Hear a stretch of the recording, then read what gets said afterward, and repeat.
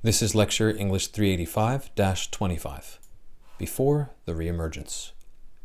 So, as I mentioned in class earlier today, this long-form lecture has undergone quite a few takes, as has lecture 26.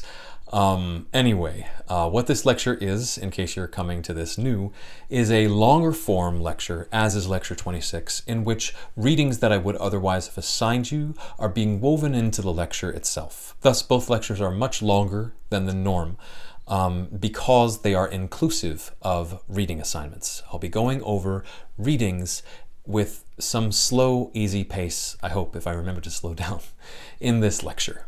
Again, this is another take of lecture 25. I was unhappy with the first two takes, so I'm going to try it again. Unfortunately, this has to be the last one, so however it goes here, it's going to go. So let's dig in.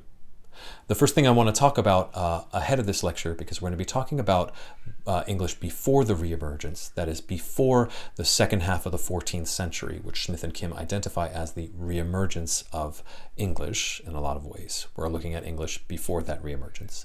We're going to need to be able to identify the relative age of texts we see. And we'll remember that when we're thinking about graphics, that is what we see, the way we see a text represents sound, and that is orthography, what is recognized as correct spelling.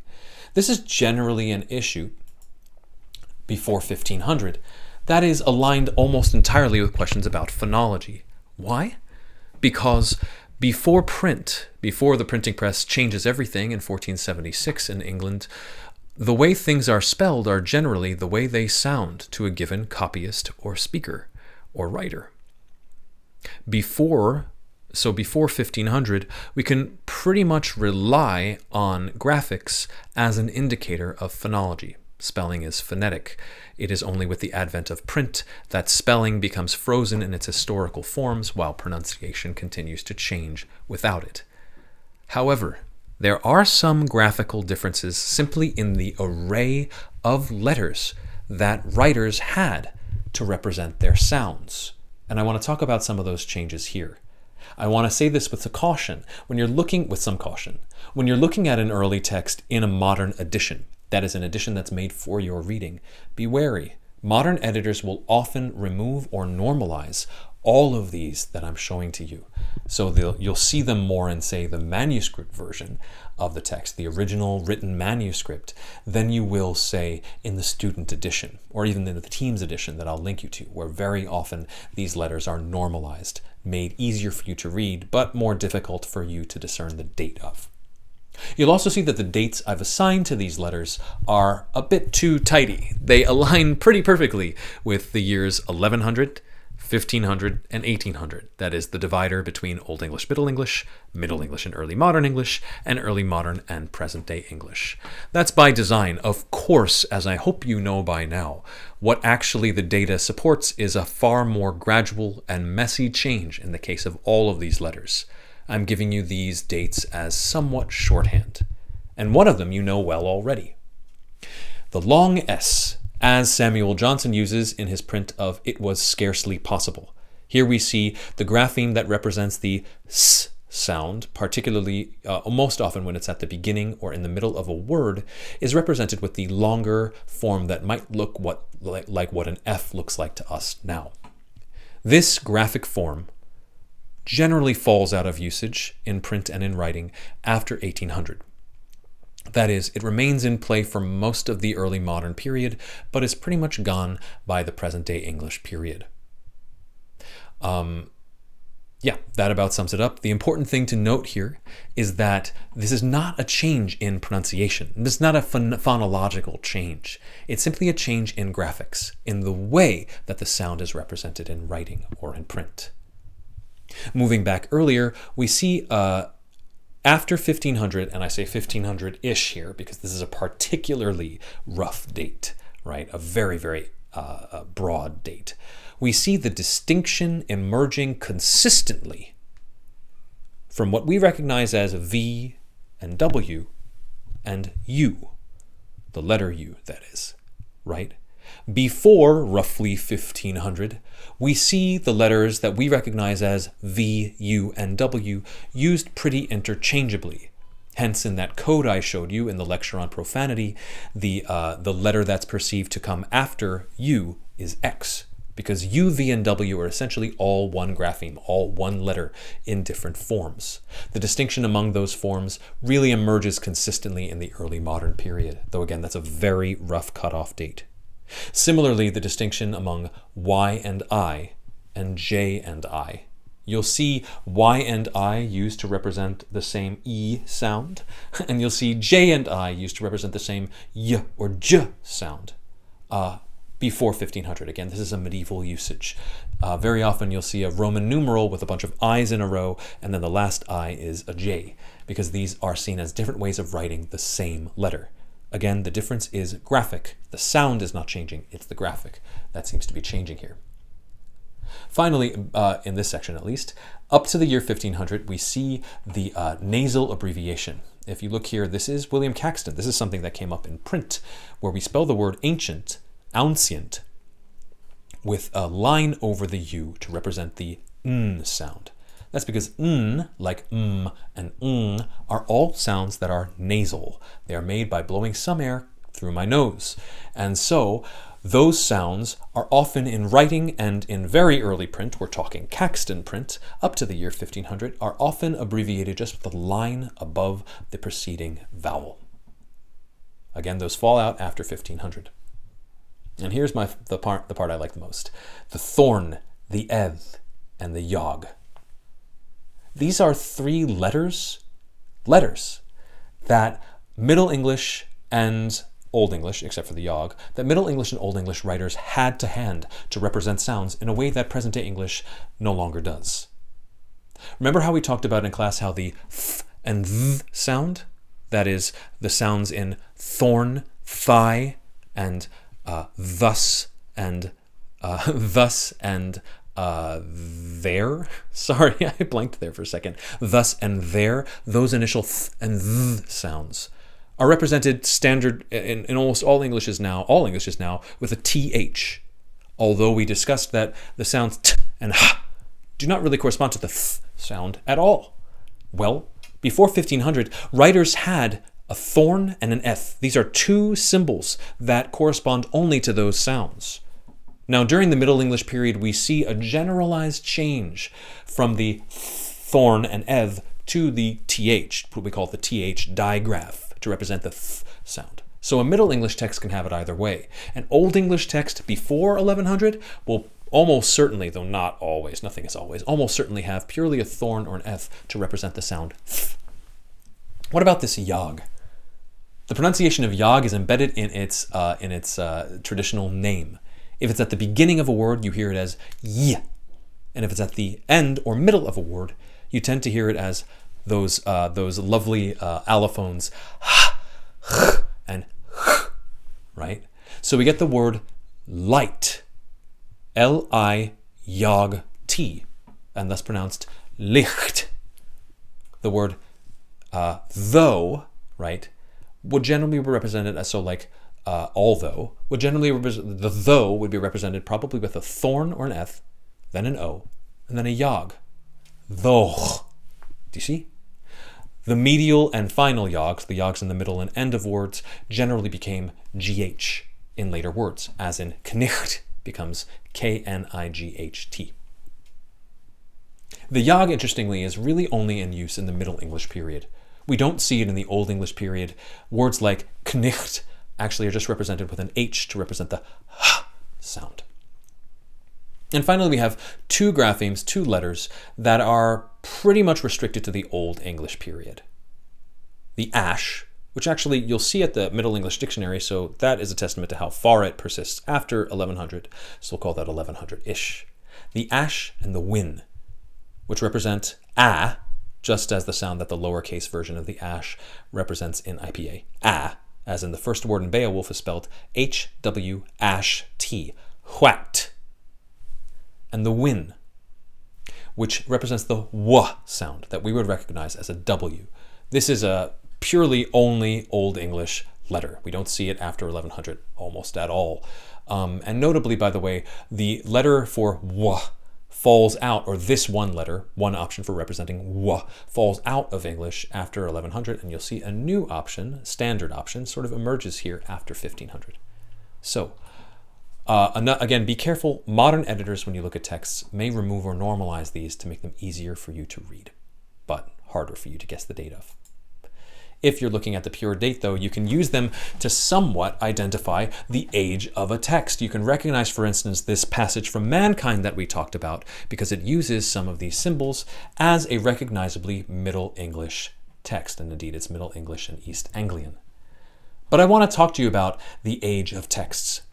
Right now, you've looked at a group of Middle English texts after the Re-Emergence, rather, right? The Re-Emergence in the late 14th century of English is the sort of late Middle English that we talk about here. You've read Mankind, A Talk of 10 Wives, Margery Kemp, William Caxton. All of these are 15th century texts, right? Remember William Caxton?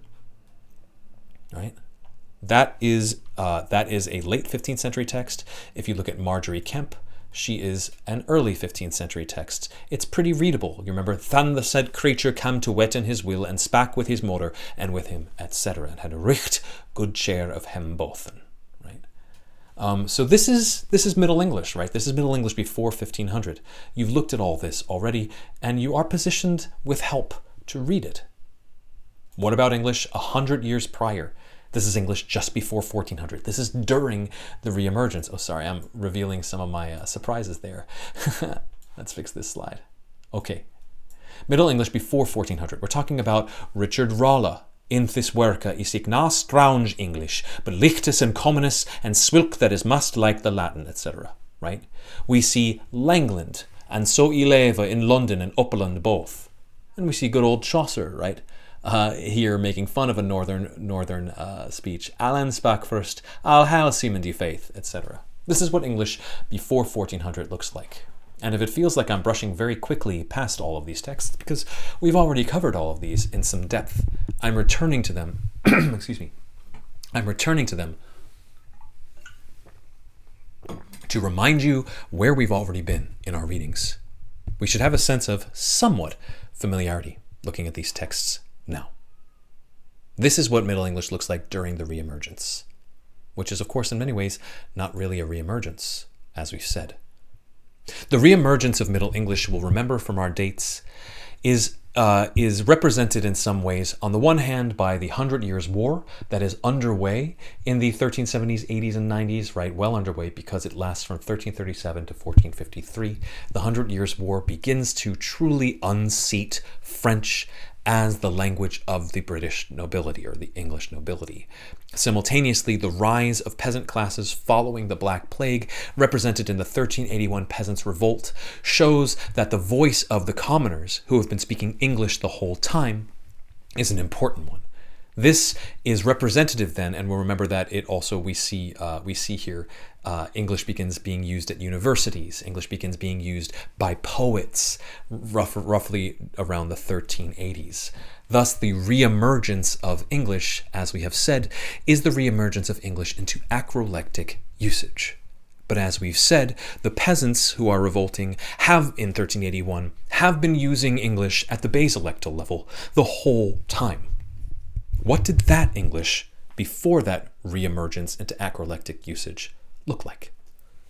Well, here we go. This is a text, my friends, from circa 1275. And I'll say here a little bit coyly, if you can read Chaucer slowly and with a little help, you might be able to read this just fine. This is Dame Seereth. It's yet another silly, bawdy, sexy play. One of the ones I'll teach in English 330 if you're interested. These are the texts I know best, so they're my go-tos. But this is from circa 1275. So it's before this re-emergence, say, in 1350 and later. You'll notice that we recognize that the date of this text, circa 1275, is the date of the manuscript. That's important. We call this manuscript Bodleian Library Manuscript Digby 86, owned by Kenelm Digby, a famous early modern scholar, right? And it's marked by folio numbers rather than page numbers to emphasize that this is actually a physical object, and indeed the one physical object of its kind. Manuscripts, in some cases, often survive in single copies, which, if not for the chance of fate, would have been destroyed entirely, and we have no evidence that this text ever existed. Right? But this one seems to have been written down, and we're doing that based on the handwriting, circa 1275. The text itself may be earlier than that. It may have been copied from an even earlier text, probably not that much earlier. Are you ready to try to read it? Now remember, I'm building the readings into this lecture. But I've also, if you want to play this on hard mode, I've also included links to the full text of Dame Cirith if you'd like to try your hand now or later at reading it through. Again, if you can read Chaucer slowly and with a little help, I think you can read this. Oh, what the heck? I think you can read this. Let's zoom in, I think. I'm assuming that this is going to zoom in. All right, so here's Dame Cirith, and we'll talk about the opening speech from the narrator. The narrator says, As e come be an way. Now we'll remember W is kind of a vowel, so it's a way. As I came by a way. As I came along the street. That's pretty simple. Circa 1275. Hof on ich heard say. All right. Ich. And again, remember, this is your reading that I'm assigning you, so we're reading it together. That's why it's taking so long. We're taking our time. As I came along the way, by a way, hof on ich heard say. Hof. We know that English is pretty liberal even now in certain varieties in dropping and adding H sounds. If you say that out loud, you can pretty much realize that hof on means of one. As I came by a way of one, ich heard say. Ich is a variation on I. It is a first-person pronoun that is holding on from Old English, as late as here, circa 1275, and indeed a bit later, as we'll talk about in our pronoun chat. You'll see pronoun lecture. So you see here, I and ich used interchangeably in the same sentence, but meaning the same thing. This is the first-person pronoun. As I came by a way of one I heard say. I heard talk of someone. Full modimon and prode. You should know what full and mod mean already from a prior lecture, from last lecture. Full means really or very, and mod means full of gusto, right? So gutsy, let's say. So a full, gutsy man and proud. In short, as I came by a way, as I came along the way, of someone I heard say, who was a fully gutsy, or we might say lusty or spunky man and proud. Not too bad. Wees heways of lore. Can you get it? I'll give you some time. Let's take it backwards. Lore. This word still persists in present-day English. It means learning or knowledge or reading. Lore. Wise he was of lore. He was wise of learning or of knowledge or of reading. And gutlich under gore. Now this one's much tougher, right? We're beginning to recognize that the lich ending is similar to like and something like under gora. But these two, gutlich and gora, you can just type into the Middle English Dictionary. Or you can look to the right. Zoop. Right here. Worthy garment. You look to the right and you identify that probably gutlich means worthy and gora means garment. And actually, it's probably more appropriate to translate it as gear, as in the gear he's wearing. He's worthy under his gear. Wait, he's what? What does it mean to be worthy under your garments? Yes, they are talking about him that way.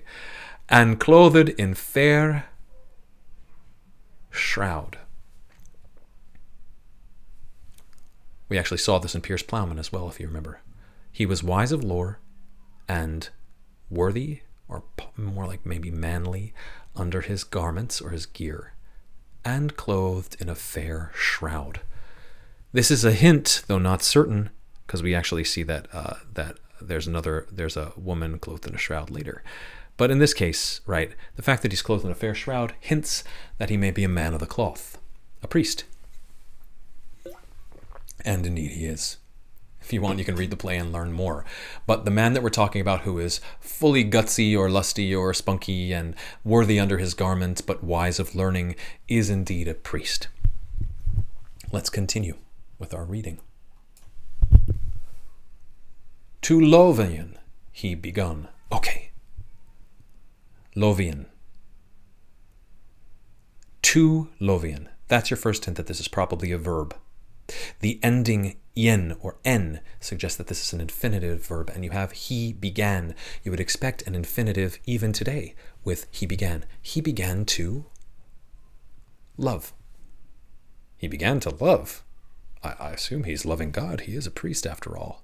Oops. Unwedded women. This priest began to love one wedded woman. Oops. This priest is beginning to love a married woman. He shouldn't actually, he's a Catholic priest. It's before the Reformation. He should not be loving any women, let alone married women. Thereof he haved wrong. It's actually pretty easy. He began to love a wedded woman, and thereof he something wrong. And you can sort of deduce over time that this is probably the root of the word behave. Thereof he behaved wrongly. He shouldn't have done so. His heart here was alone. His heart, look at the syntax, was hers alone. Here we have hira, meaning her, belonging to her. His heart was hers alone. Such that rest nevede he none. Right? Nevede is a tough one potentially because it's much like newas and newalda, right? Nas nalda from the last lecture. Nevede means did not have. Ne havede. He didn't have any rest. Notice the double negative. He did not never, or he did not have rest. His heart was hers alone, that he never had rest. I'll let you read that yourself. To love he began on a wedded woman, or one wedded woman. Thereof he behaved wrong. His heart was hers alone, that rest he never had any. The love was so strong. You're a priest, you shouldn't be doing that. Oh well. Well, yearn he him bethought. Yearn is here equivalent to present day yearningly. Let's just check the gloss for that. I want to be sure I got that. Yeah, longingly. There we go. Well, longingly, right? Here it's an adverbial form. Well, longingly, he, him bethought. He bethought him? He bethought whom? He bethought himself. Here we get reflexive pronouns like him without the self marker that we're used to. We would think to ourselves, well, yearningly, he bethought himself. He thought to himself, right?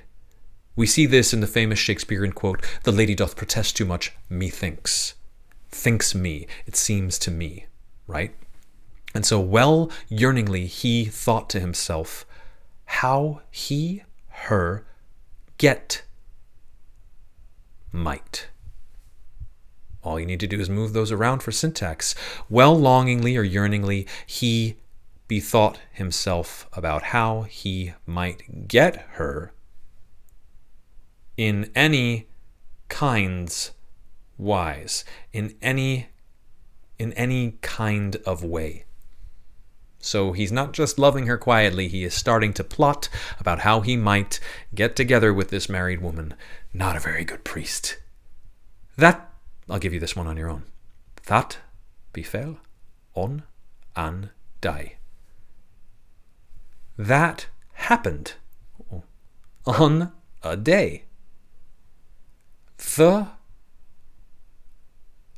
Lord went away. You notice D's and T's can be interchangeable sometimes. Here, the Lord went away on his merchandise. Little known fact, Lord used to be an Old English word, hlaverd, which was a compound. loaf ward, the guardian of your bread, your lord. Over time, hlawrd became lord, as we say it now. And when we say the lord that went away, that made it possible for him, the priest, to get what he wants from the married woman, we assume we mean the lord to whom the woman was married. And you can deduce that with as much ease as the editor here does. So, finally, he, I think here meaning the crooked priest, he took himself, to then inn, where and there are often interchangeable. He went himself to the inn where she. We'll see in our lecture on pronouns that ho is a variant in Middle English and earlier in Old English as well for she. There she woneda in. He went him to the inn where she woneda in. She somethinged in that inn. You can deduce from context that woneda probably means lived or dwelled or was living, and indeed it does mean that. You can look it up in the Middle English Dictionary. It's a word as Old English. He took himself to the inn where she lived in. That was a rich one. That was a richly earned inn. To win, to earn. And came into then hall, and came into the hall. There, again, where and there interchangeable. So came into the hall where she was shrouded. She was also in a kind of gown, a dress, with pala. That's you can look that up again on Middle English Dictionary. That will refer to us to a rich cloth, indeed, rich fabrics here. And thus he begun. It's not that hard. This is English circa 1275, before the re-emergence of English into acrolectic discourse. You'll notice that the subject we're talking about is hardly acrolectic. It is a play, right? The crooked priest Wilkin is about to emerge, and then the wedded woman, and then Dame Seereth, who is a very strange old lady who wants the priest for various reasons to get what he wants, and so plots to make it happen. They all emerge. This is not high literature. And indeed, even high literature, acrolectic literature, like Chaucer, is often very dirty-minded, as I'm sure some of you already know. But here, this is not what we might call an acrolectic thing. It's initially performed rather than literary as much, but it gets written down. And it gets written down in basolectal English, because acrolectal, it would have been French. All right. So that's Dame Seereth, circa 1275. Your first reading is done. If you'd like to read more of this lovely play, though sometimes disturbing play, I encourage you to follow the link in hard mode after this lecture. But let's talk some history. Now, you've already listened to that. I think it's a really nice and concise summary of the Magna Carta and what's happening with King John at the beginning of the 13th century, 1215, the Magna Carta. I'd like to talk here a little bit about why I mention this as an important date in terms of the history of the English language. The Magna Carta has no direct effect on the development of English. Rather, I take it as an important document that's representative of the state of English in the early 13th century. This is some decades before Dame Seereth is copied. The Magna Carta is written first in Latin, then soon translated into Anglo-Norman French, and then, as we heard in our video, is possibly announced locally in spoken English. It's only translated into English later. While the document itself has no direct influence on the development of the language, it is representative both of England's trilingualism, that is, remembering that the acrolects are closest to Latin and French, and the basolect is English, between 1100 and 1350. It's also representative of the growing popular discontent with the French-speaking ruling class, which is spurred on by King John's major loss in Normandy in 1204. I want to draw attention to a passage in Smith and Kim here. Yes, I'll just read from them. As will be clear in the following sections of this chapter, when English re-emerged, it looked much more like present-day English PDE than OE had. Part of what makes the difference from OE, that's English up to the year 1100, appear so dramatic is that there are not many records of its gradual change. We tend to look at OE texts, Beowulf, and contrast them to Middle English texts from about 400 years later, Canterbury Tales. And because English was not used in many written contexts between the conquest and the Re-Emergence, it was also not subject to the conservative effects of writing on language, right? A topic that they will explore explicitly in the next chapter, which we've already talked about. But it is true that during the period between the end of the OE period and the Re-Emergence of English, that is the period from 1100 to 1350, English underwent a number of changes. While many of those changes were anticipated already in the Old English period, the extent of those changes during the Middle English period was such that speakers of PDE will be able to read texts in Middle English with only minimal training, as you have. The changes in the 400 years between the Old English text Beowulf and Middle English texts like the Canterbury Tales are such that it may appear that English changed significantly more in those 400 years than it has in the 650 years between the Middle English period and the present day. Let me pull away from this for a second to explain why this is so important that we cover, and that we cover in this way. Because of what happens in the period from 1100 to 1350, from the end of the Old English period, where English is pretty much, other than Latin, pretty much the only language of what is now called England, then it falls away, for reasons we're about to discuss, out of the acrolectic usage, but persists consistently at the lower class level, where it is less likely to be written down, because writing is a technology, especially in the medieval period, that is far more accessible to the highest classes of people and the most clerical classes of people, and clergy tend to write in Latin, and nobility write almost exclusively in French and/or Latin in this period. Thus, English during the period 1100 to 1350, before the supposed Re-Emergence, but not yet as early as Old English, but after Old English. Sorry, it's hard with the backwards order of this class sometimes. In that period, 1100 to 1350, change both is faster, because as we said, writing tends to put the brakes, graphics tend to put the brakes on change, and English is less a written language in this period. And the change seems faster retroactively, because fewer texts survive, and all we have as evidence of the period are texts.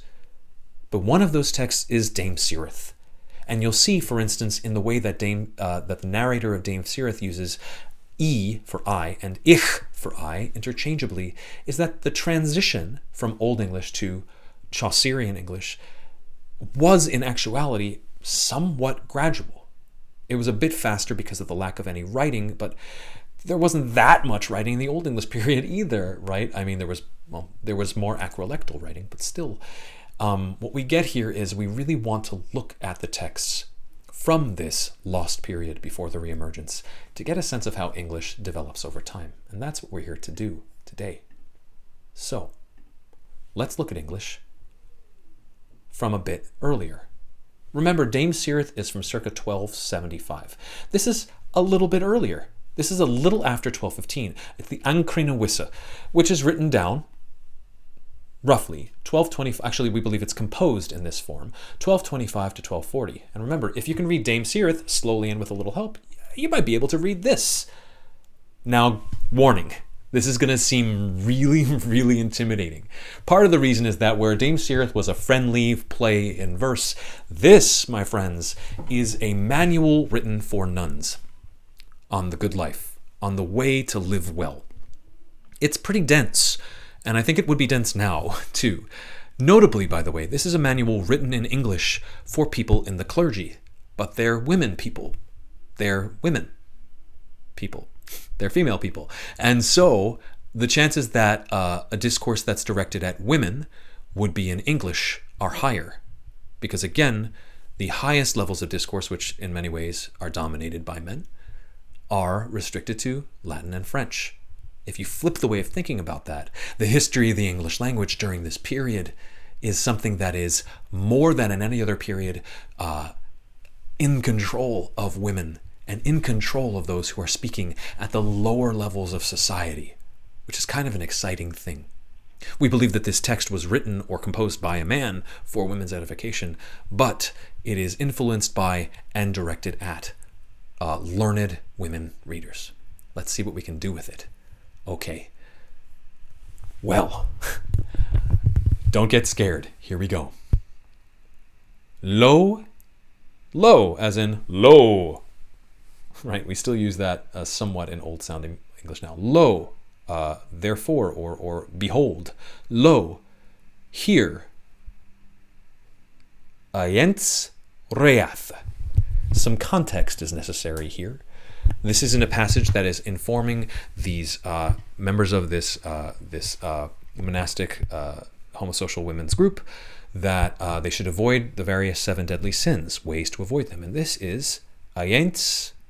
Think about Dinshaw here, against wrath, against wrath. You can guess here, by the way, that TH was probably a double thorn or a double F in the original and has been normalized. Lo here, against wrath, moni remedies. Lo here, so here can be listen or hear, as in look right here. Lo here, against wrath, many remedies. Frovren a mucha flock and misliche boten. Now this one gave me a lot of trouble in the first take, largely because frovren and misliche are tough words. We can turn just to the Middle English Dictionary.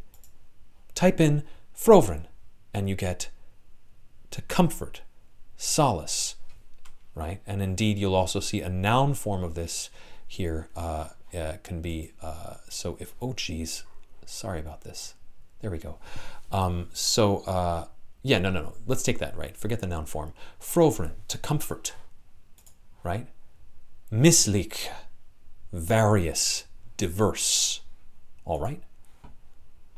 So, mucha, remember muchel, a great flock, to comfort, and various boten, that is, various boots. Remember, a boat, B-O-O-T or B-O-T, is something good. Lo, here against wrath, many remedies, a great flock to comfort, a great group to comfort, and various good things. Not too bad, huh? It gets a little bit more confusing here, but let's try. The thing I need to let you know about here is 2 things. First, yif. If you begin a sentence with yif, maybe you can even guess this is if. This is a holdover from Old English yif, which is usually spelled G-I-F for Old English if. Here, Middle English has yif in this form. And me, M-E. This one is a really tough one, but the M-E here represents man, somebody. Right, similar to of on, I heard, right, by the way, in Dame Sirith. You see these little fragmentary little particles of words that represent some dude, some guy, somebody, some person, right, non-gendered generally, right? So if somebody, if me, right? So if me, stop there. If someone missaith the, we're talking about wrath, right? Can we break down what missaith might be? Oh, I should add, by the way, if you're finding this very intimidating, but you still want to do it on hard mode, you'll see here that these numbers, almost all of them are blue. That means they're links. And indeed, the way that this text is organized, and you can see this if you click on the link that I have provided you, you can click on any of these numbers to see a full English translation of whatever sentence is in that line. So if you wish to read it on your own, and I encourage you to, it's a great text, it's very dense, but you can read parts of it, including this part, which is from book 3. You can click on the number to find the editor's very, very useful translation. All right, so, lo, here against wrath, many remedies, a great flock to comfort, and, that's a version of and, right? Remember D's and T's, and various boats, various good things. If somebody missaith thee, it's T-H-E, probably in the original it's thorn-E, but it's the, right? It's one of the many spellings of the. That is the accusative case. You'll learn about that in the next lecture. The accusative case of thou, right? Thou does something, but if it's the object in the sentence, it's thee. If someone missaith thee, Missayeth? Yeah. Say it aloud. Misspeaks you. That's something to get angry about, right? If someone misspeaks you, don't get mad. Think that tu art eorth. If someone misspeaks you, think that thou art earth. It's excellent advice. If someone speaks poorly of or to you, think that you are earth, that you are the ground. It's advice to ground yourself. Why would you think of yourself as the ground when someone is misspeaking you if you want to avoid wrath? Well, ne totret me eorth. Remember, me means somebody. Ne totret me eorth. Wouldn't someone totret? Remember, especially final D's and final T's are interchangeable. To tread. Wouldn't someone tread on earth? Ne bespit me eorth. Wouldn't someone spit on earth? You can spit on the earth, you can walk on the earth doesn't care. Not going to get mad. Fa me du de swa bithe. Remember what swa means? So. Tha, though, someone, may, dude. No, just kidding. Dude is a form of the verb don, does. Right? And remember, don or dan has a lot of meanings. But here, though someone does so by thee, even though someone does so by thee, someone does right to the earth. Though someone does so by thee, someone does so by the earth rightly. Someone does so to the earth rightly. Let me not botch that as much. Tha me do de swabithe, though someone does such or does so by you, me do de theortha rita, someone does to the earth rightly. As in tread on, spit on. Yef thu berkest a yen. Thu art hundis kunis. Kunis. Remember what kunis means from Dame Sirith? It means kind. Right? Remember, he's looking for a way to get with the married woman in any kunis wiza, any kind of way. Here, thu art hundis kind. If you barkst, remember that the ending for verbs for you is ist. I bark, you or thou barkest, he, she, or it barketh, right? Or bark it here. If you bark against, thou art of the kind of a hound. Now this will become important later. These two words, hundus, kunis, are in the genitive case.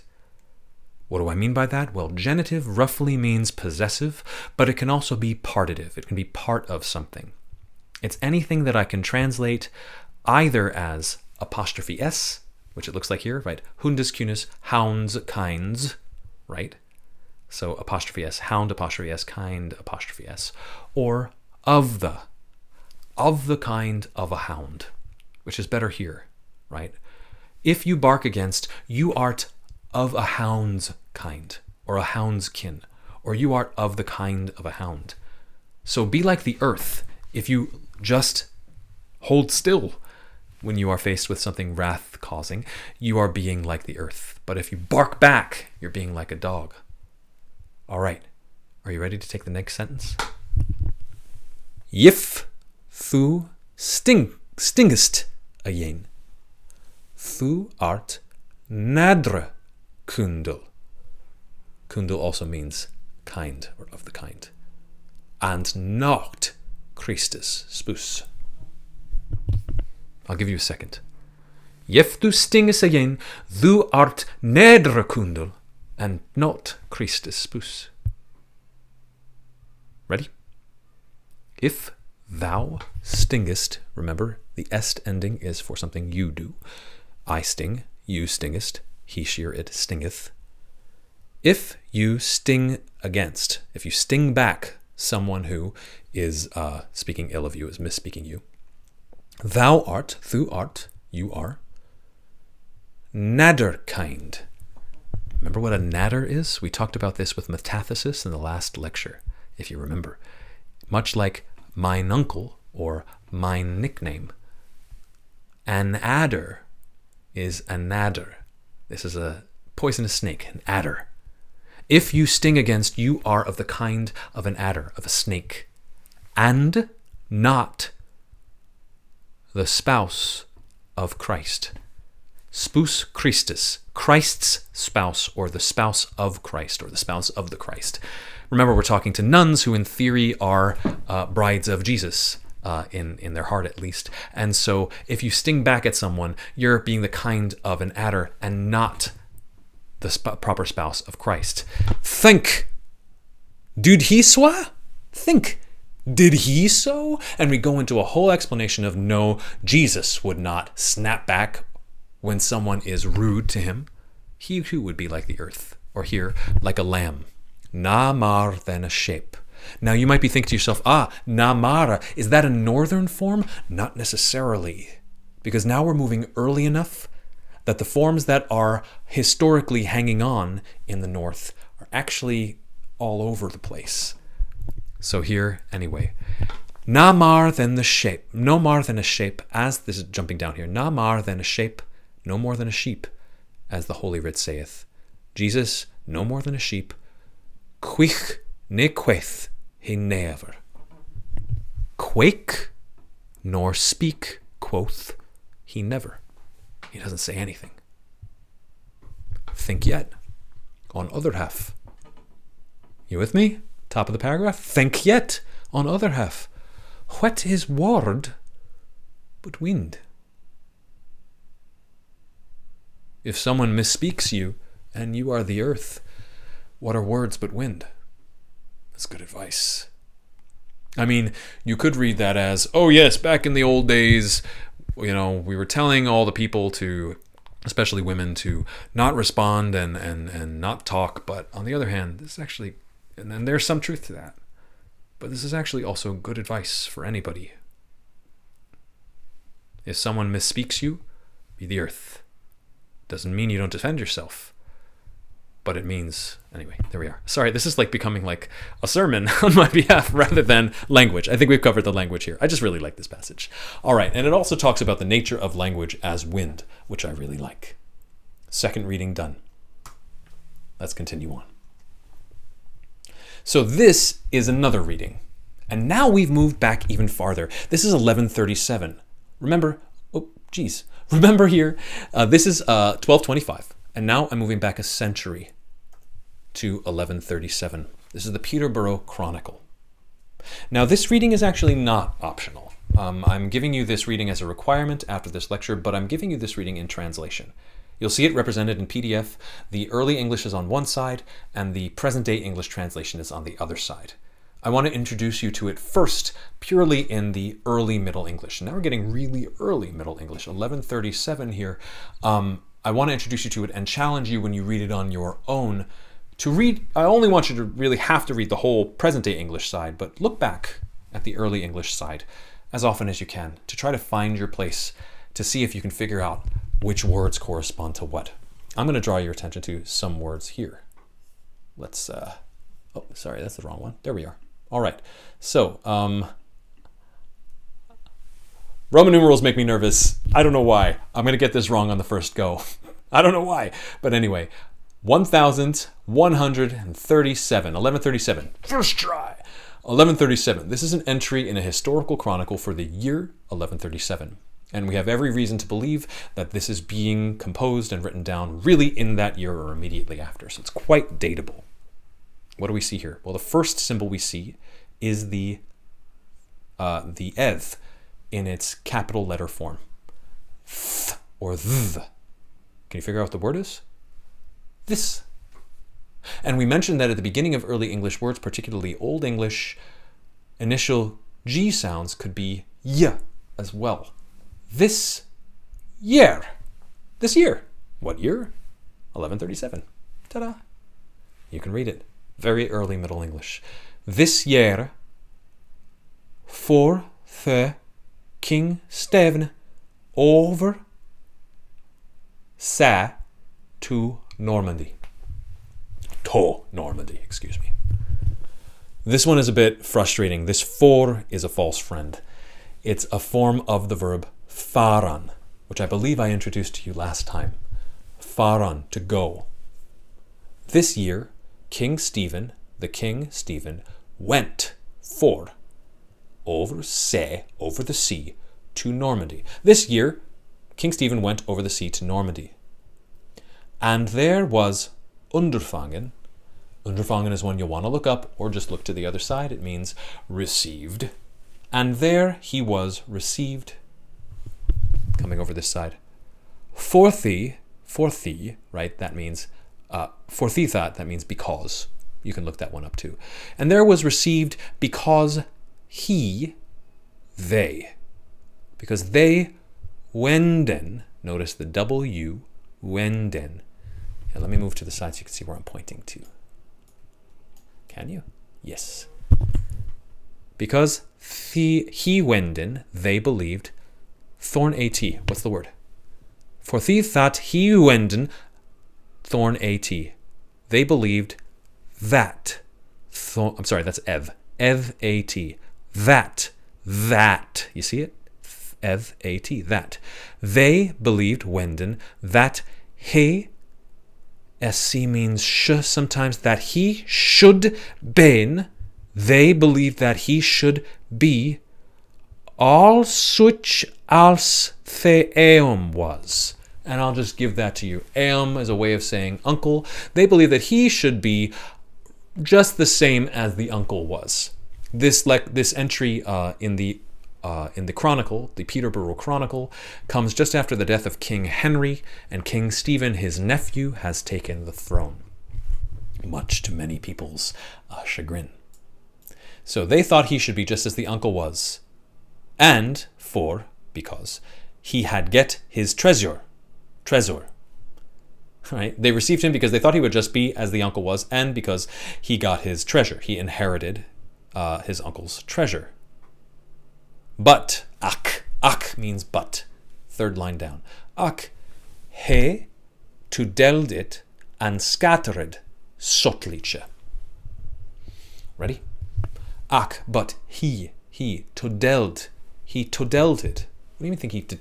Remember, deld, remember the final D and final T, changeable. He to dealt it. He dealt out his treasure. He gave it away too much.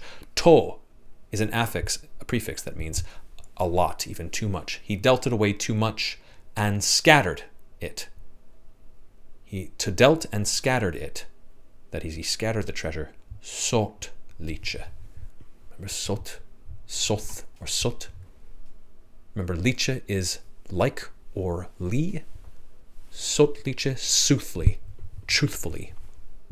They thought he would be just like the uncle and he would get his treasure, but he, unlike the uncle, dealt it out and scattered the treasure truthfully. Mikkel hadde Henry king. Mikkel means much. Mikkel hadde Henry king. Henry, the king, had much gathered gold and silver. Henry the king had much gathered gold and silver. And na god ne did me for his saula thereof. And it didn't do no one any good. It didn't do someone any good for King Henry's soul thereof. Thathe, then when King Stephen, let's move it up here, I think. Actually, I'll move it here. This line.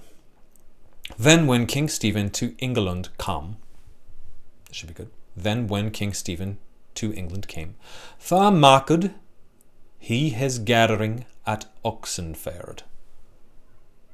Tha then maked he made his gathering at Oxford, and there he nam the bishop Roger of Cerberry.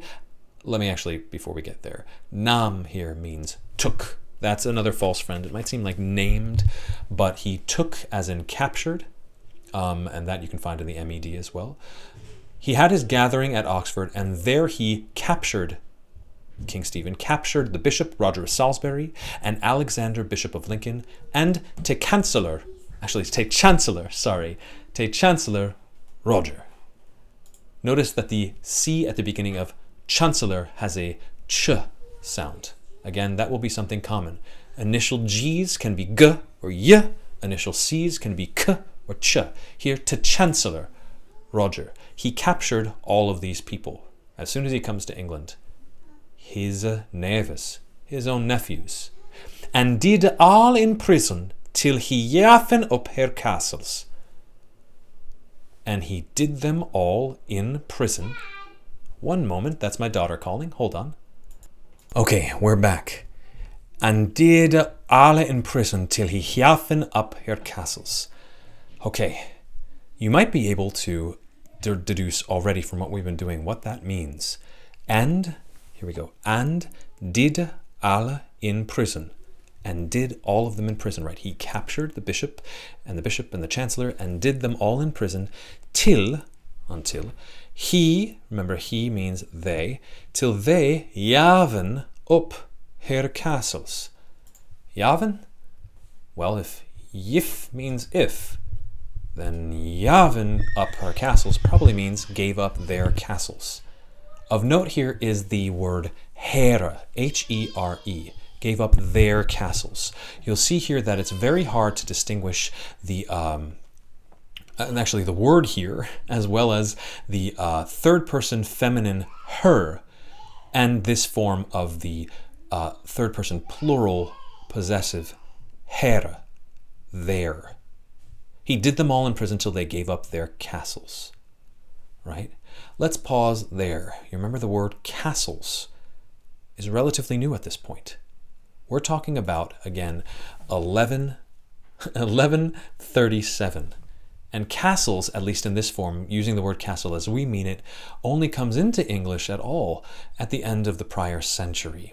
Relatively new. If we jump down, we'll find out that this writer is not a huge fan of King Stephen. He captured his nephews and put them in prison till they gave up their castles. And indeed, right, if we jump down here, let's go for, here we go. Alle he waren forsworen. All they were forsworn, promise breakers. And her troths forlorn. And their troths, or their promises, forlorn. For every rich man, remember the C means in ch, for every rich man, his castles makede, and against him helden, right? For every rich man made castles and against him held, and let's read it together. Fielden the land full of castles. Both King Stephen and the people fighting against him, Fielden, remember the N ending can be a third person plural or an infinitive. They filled the land full of castles. Right? Should we continue from here? I had to find my place in my notes. Uh-oh, maybe I can't. Here we go. Sorry for the delay. Here we go. So, sorry about this.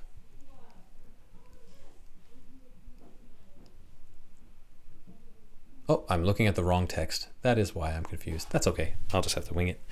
All right. Oh, so sorry. Oh, well.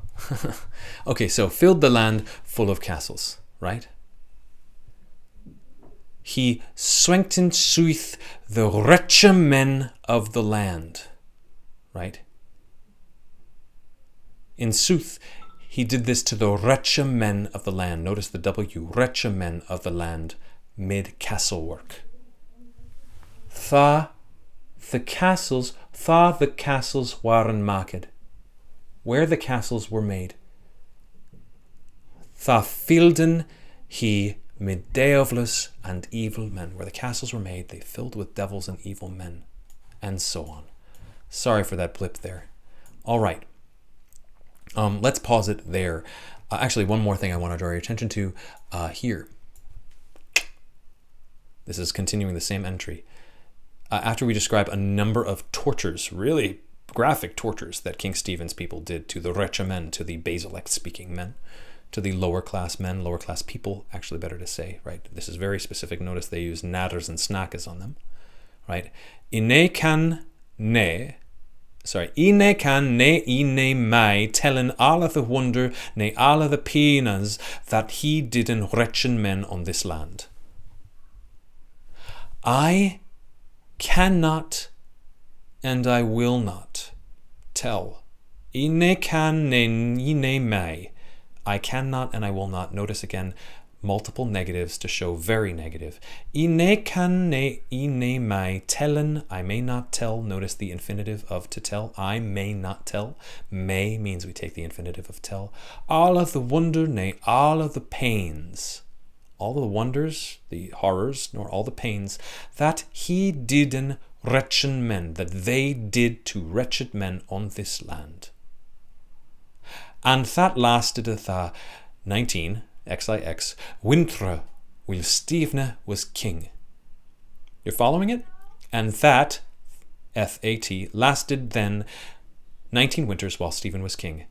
And after it was worse and worse. And ever it was worse and worse. Note the W for W.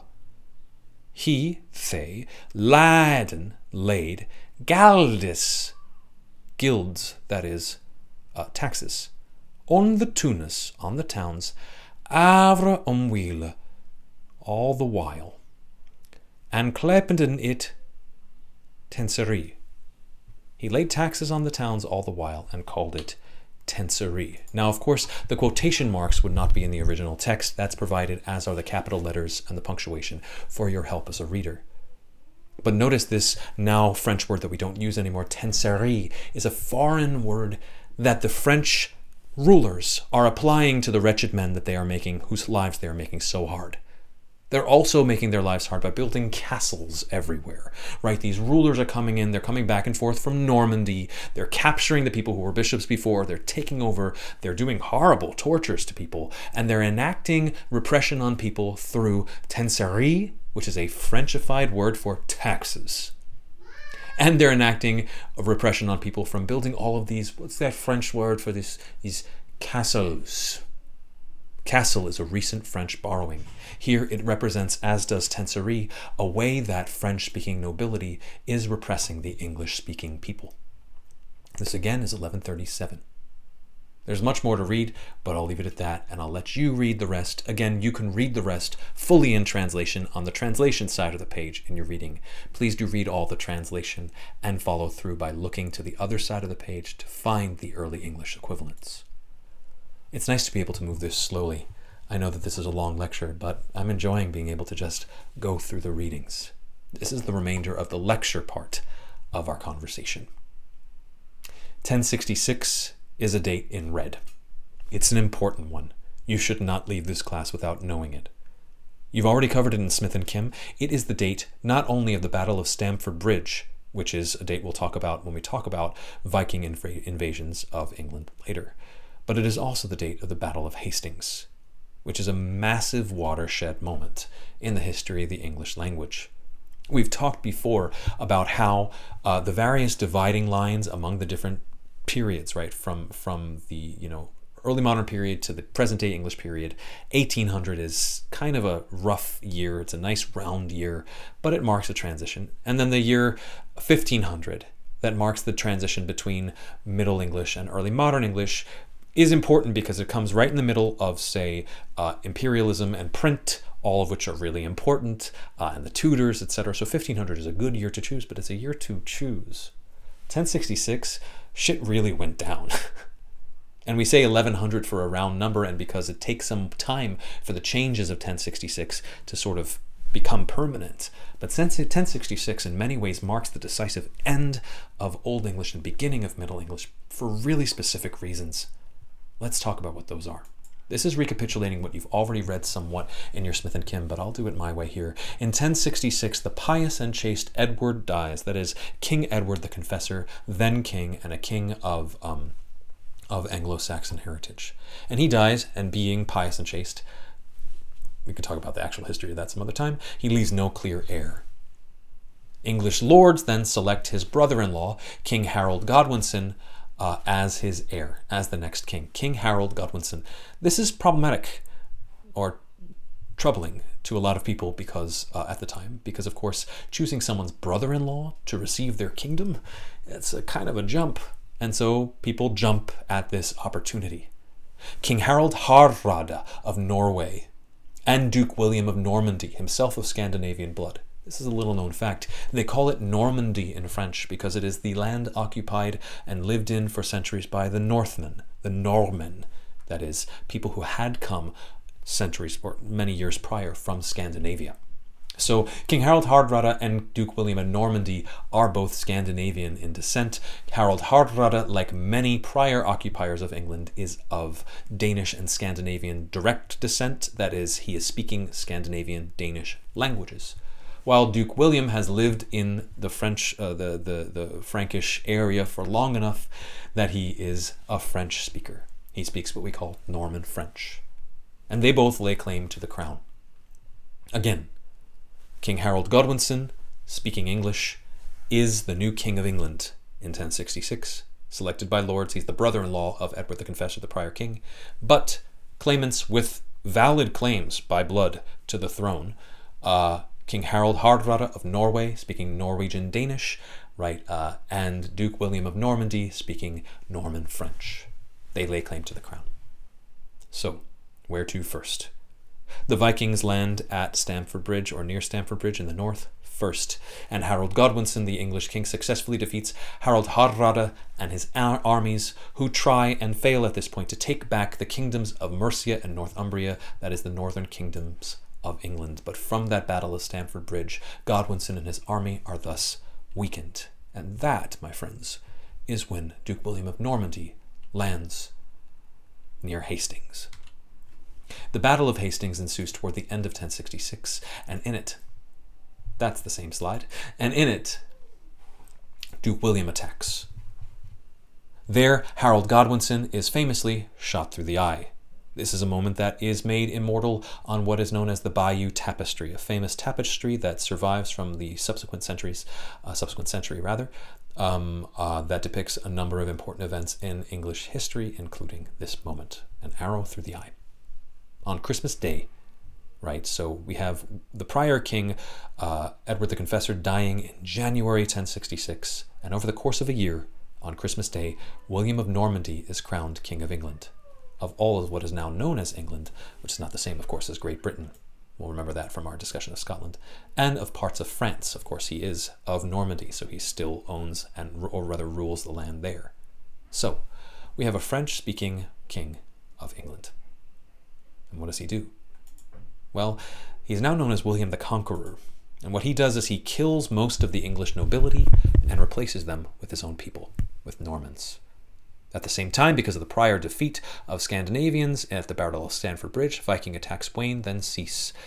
This marks what we call the beginning of the Anglo-Norman period, in which the primary language of literature and law in England is a dialect of French, one which becomes quite distinct from Parisian French.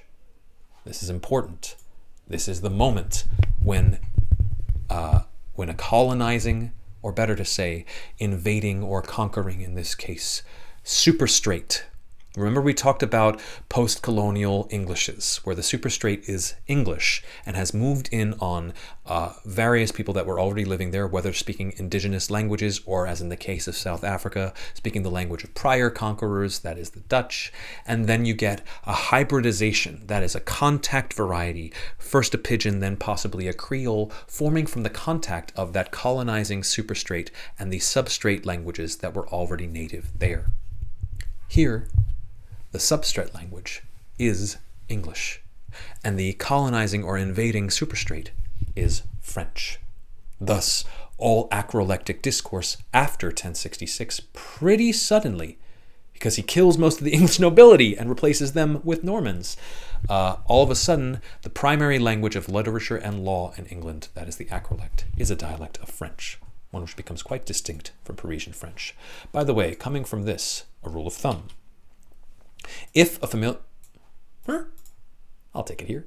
If a familiar everyday English word that you see now, particularly any words associated with power or high culture, has a similar word, a cognate in modern French, or just looks French, it probably entered the language at this point, that is between 1100 and 1350. We have a lot of words that lasted from this period. For instance, we've talked about some in our Zoom sessions already. The fact that we have, we'll start at the top, the fact that we have one word for the animal and one word for the meat. That is, the animal that is worked by farmhands, who are, of course, speaking the basolectal English, and the word for the meat. And, of course, this is a simplification, this is a reduction, but it holds well enough. The word for the meat that's already prepared, cou versus beef, cow, beef. These are Old English words that continue to be used even into the present day. We still have cow, swine, sheep, fowl or cock, deer, which has narrowed. It used to mean all wild animals. Now it just means deer. House, home, etc. All of these still are in English, but they have, as I said, a fancier sounding... Hi, Cleo. You're on video. I'm making a recording. Oh, you have 2 candies. That's great. Who gave you those? Sorry, everybody. I'm just going to keep it going. Inside of Jerry's house. You're not supposed to go inside right now. Oh, that's okay. All right. Darling, I'm making a recording for class right now, so do you want me to... Okay, I love you. Bye-bye. Hi, everyone. All right. There she is. Okay. She's cute, right? Okay, so, right, these French words, again, these are words that are refined. They are literally refinements, I think quite chemically, of the animal meat. Cow becomes beef. Swine becomes pork. Each of these comes from a French word that you may know. Sheep becomes mouton. Cock or fowl becomes poulet, poultry. Deer, venison. All of these dates are verifiably from the period we're talking about. These are the first appearances in English. But it's not just food. A house, a home, a mansion, a stool, a chair, right? Notice that those words have shifted in meaning. Now we don't have any particularly rich connotation of chair, but we do have the sense that a stool is kind of a more everyday, rough thing to sit on. It just meant chair before. We had words for courage before. We had hert and mode, which we talked about. But courage comes in just before 1300. We had a word for song. It was sang, or song. But musique, before 1325. Ailed, and actually you can hear my daughter singing right now. Ailed, old, ancien, ancient, right? Before 1366. Folk, people, before 1325. Notably, the word folk is being used because of its folksy connotations, or its sort of basolectal connotations, even now in modern advocacy, where we talk about folks, sometimes spelled F-O-L-X, to represent certain communities. This has very old roots, as in pre-Norman conquest roots, right? Before people came in as a sort of invasion. Man, which could mean anyone, not just a male person. Person. Work. Labour. Notice also in some communities today, the word work, particularly post-colonial communities and queer communities, the word work is used, again, for its sense of down-homeness, of simplicity, as opposed to labor, right? Again, that distinction is as old as the 12th century or the 13th century. Evil, for bad, evil. Malign. And of course, our old friend, full, which was good enough to mean really or very, but really, very, both came in via French from 1375 and 1250. What gets left out of standard discourse, written discourse? What happens when nearly all of our evidence of past practices is written? How do we see the past? Embedded in some of the most common words we speak every day is actually a different kind of post-colonial or post-conquest history. One that actually frames English not as the conqueror, but as the conquered. English as, in this lost period, the language of women, the language of play, the language of basolectal usage. And I want to defend here my use of these terms. Actually, let me quickly read. I'll defend my use of the terms in a moment. Let me quickly read from Smith and Kim again. I think this summary is quite strong, so I'm just going to defer to them.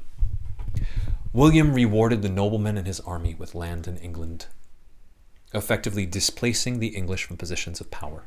Again, when you're reading about this, think about the discussions we've had of Jamaica, of South Africa, of Australia, right, of the Philippines. When William rewarded the noblemen in his army with land in England, effectively displacing the English from positions of power. Furthermore, William also installed Normans in positions within the English church, those bishops, that chancellor. In the generations immediately following the conquest, most positions of power were held by Normans. The shift in the makeup of the ruling class in England is important to the history of the English language because Normans did not speak English. They spoke a dialect of French. Of course, they add, and this is important, it is essential to remember that the total immigration of Normans following the conquest is unlikely to have exceeded about 10% of the total population. Now that's still a lot of people. Most people in England continue to speak English. This is so important because in so many literature courses, you get Beowulf, Jump, Chaucer, as though nothing happened in the interim, as though England just stopped. English just stopped in England and re-emerged. It was still spoken and still used, and we still have texts. It's just that we don't have as many texts because writing and the preservation of texts is in the hands of that top 10% for the most part. But most people in England continue to speak English, and in fact to speak only English. But after the conquest, after 1066, this is key, almost everyone with political power in England spoke a dialect of French, and some did not speak English at all. This is important. And it leads me to, again, these terms about contact, right? We talked about contact languages, pidgins and creoles, right? So we would say a pidgin is a contact language or variety, should be variety, not variety, that emerges among speakers of different languages, most often used in trade or under conditions of slavery and or indentured servitude. We use this for post-colonial Englishes most often, but look at the situation in post-conquest England. It's really the same. You have the ruling classes replaced by a super straight language, which is why I think it's fair to use the terms acrolect and basolect to refer to these varieties, where I say the acrolectal forms in English, the highest prestige of a contact variety, usually closest to a colonizing standard language, was in England from 1100 to 1350. Those closest to, or those that simply were, French, Norman French that is, and Latin. Whereas English only exists at the basolect level, or almost exclusively exists at the basolectal level, the lowest prestige form of a contact variety, usually farthest from the colonizing standard. So where does that get us? Well, we've gone back, and I should have it in a slide here, but we've gone back, if I may review for you, because we're getting to that time. I'm going to review, I promise. We've gone back from, let's zoom in here.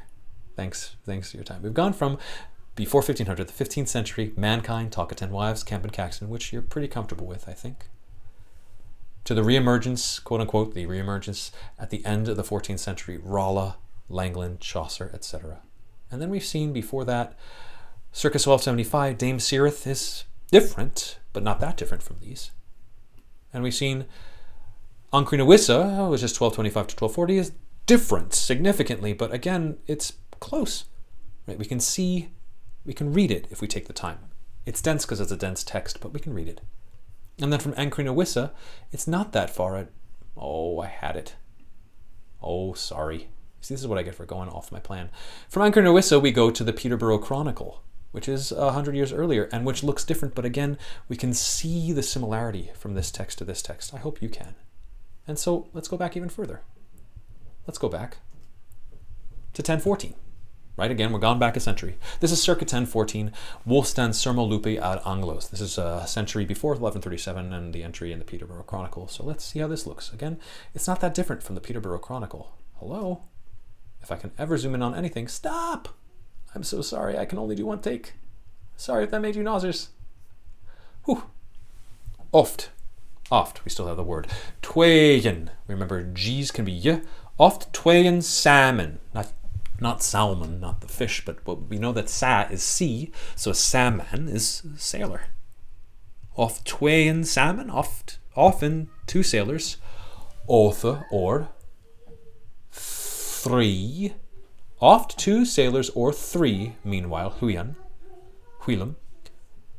Drivath, drive. Thedrava Christen Ramana. Oft two sailors or three, meanwhile, drive the drove of Christian men from sa to sa, from sa to sa, from sea to sea, and so forth. It's not that hard, but my friends, I'm going to stop here because you can read the translation on your own. This is Wolfstan, and I'm going to ask you to look at it. Well, actually, let me look at one more example. If we on earnest. If we in earnest, any kuthan richt understanden. If we in earnest could rightly understand any. Right? It's actually not too hard. But the trick is, that was Old English. It's before 1066. We sort of slid into it there, at least if I did my job well in this nice and slow lecture. We've watched English go back somewhat gradually, I hope, if you felt it was somewhat gradual, from that re-emergence back to what we now call Old English. Excuse me. When we fill in those blanks, it feels less like a jarring change and more like a living tradition, which it was. A living basilectal tradition under the thumb of very often very abusive and very repressive French-speaking nobles. Look at King Stephen, for instance. That is the history, my friends, of the English language in the early Middle English period. That's an important term. Medievalists call it EME, which is why you'll see me sort of bristle at the usage of EME to refer to the early modern English period. We call early modern or EMNE and early Middle English EME, and the reason why that abbreviation is so hard earned is because the study of the early Middle English stuff in that lost period has generally been ignored. Why? Not because the texts aren't there, and not because the texts aren't good. That passage in An Wissa is pretty fire. I love that. What are words but wind? But rather, because those texts are either too playful or too directed to women to have been taken seriously by later scholars. That's a lot of their history, and also because the language is hard. Right now in medieval studies, we're witnessing a sort of, I don't want to say renaissance. I think that's the wrong word to choose. We're witnessing sort of a new day, a new birth, I can't help but say it, of interest in the early Middle English period, which is really exciting. This is sort of the newest growth edge of some of the history of the English language and the history of English literature being studied. But you'll still see it skipped over. It need not be. Test it out, which is why I challenge you after this lecture not only to do the required reading in translation of Wulfstan and Peterborough, but also to try your hand just a little, if you wish, in continuing to read in Dame Sirith and or An Wissa. Have fun with it. Thank you for your time. I know this was slow-paced, and I know this was a long lecture, but it was reading inclusive, and I hope it was worthwhile. It's been nice to just sort of not have to rush things so much, and I hope you got a lot out of this. Thank you. See you on Wednesday.